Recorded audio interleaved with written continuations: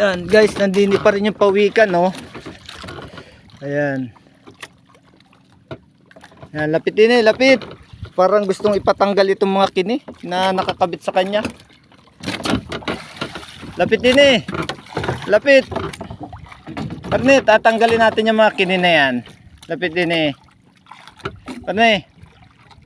Tanggalin natin yung kini na yan. Ayan oh, nalapit siya guys oh. Lapitin eh, lapit, lapit at tatanggalin. Ayan oh, lumapit nga siya oh. Parne, parne. Ayan oh, may mga kining nakakabit.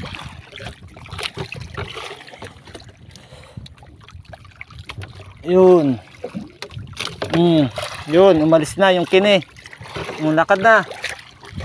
Wala na.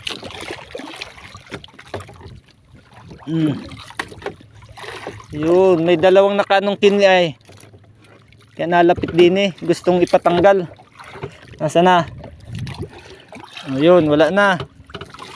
Lakad na. Yun oh. Yun, nawala na. Tingnan na guys, oh, lumayo na siya. Oh. Yan. Gustong ipatanggal yung dalawang kini na nakakabit sa likuran niya. Nung nahipo ko sa buntot yung kini. Ayun oh. Umalis na. Lakad na. Ayan, galawit na tayo ng uhay ng simbada.